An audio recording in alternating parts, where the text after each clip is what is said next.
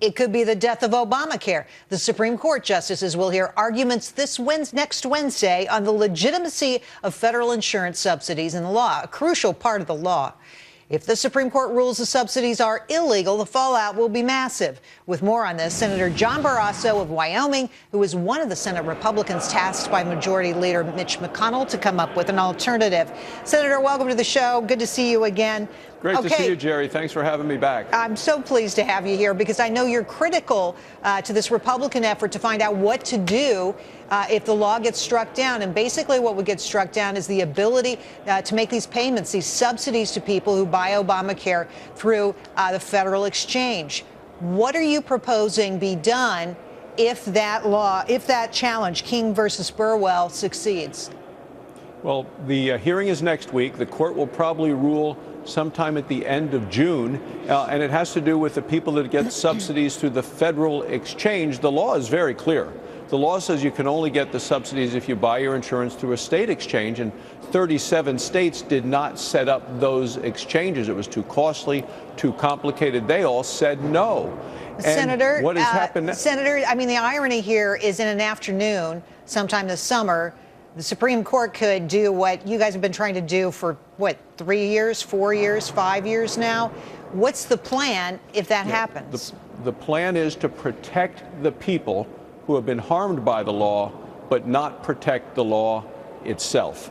We're working on a transition, and I was at CPAC today talking about that, a transition from the Obama health care law to giving more people freedom, flexibility, and choice in their own health care decisions through their own states, and specifically in the 37 states that have not set up their own state exchange. So what does that mean? Does that mean no Obamacare insurance? Does that mean insurers will be able to compete across state boundaries? I mean, what are you really talking about here?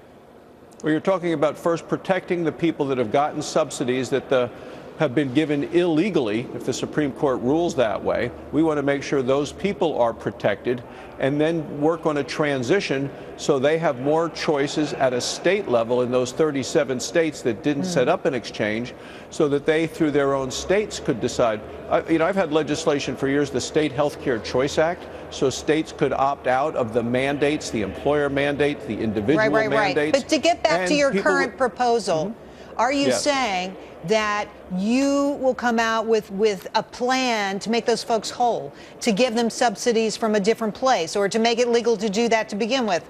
What are you actually saying? For a transition period. First, we have to see what the Supreme Court actually says. I think no one would have predicted what the Supreme Court did the last time with regard to the health care law. So we have to see what they say, but we want to make sure that these millions of people that have been receiving these subsidies illegally because the president has, interpreted the law differently than what the law really says. We want to make sure that they can get subsidies while we're transitioning to a position that gives them a chance to buy insurance that works for them and for their families, not what the president says they must buy, which is in many cases the reason that the insurance is so expensive with such high copays and high deductibles, because they have to buy these Washington mandated policies instead of what's best for them. So more options, more competition. That's what I hear you saying. So I assume there's going to be some other players in the field there. I want you to respond. Health and Human Services Secretary Burwell claims that the Democrats have no plan if they lose this court case.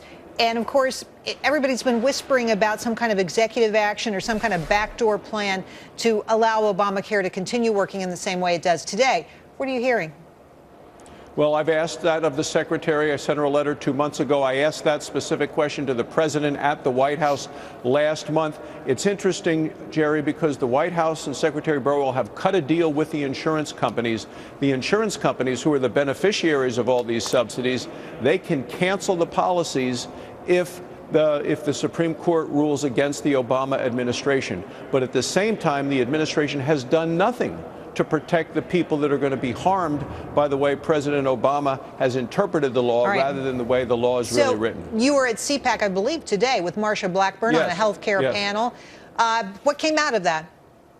Well, we said that the best chance to truly repeal and replace the health care law is after the 2016 election, when we have a Republican in the White House, not Barack Obama, someone who will sign into law a true repeal and replacement.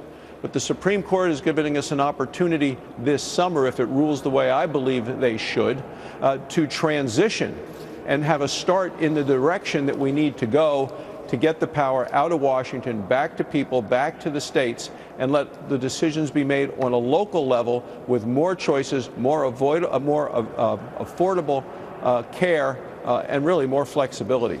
Can't keep your doctor, can't stay in your same plan, all of the promises, bend the cost curve, broken on that one. Senator, thanks for coming on the show. We hope to hear from you again soon. Thanks, Gerri.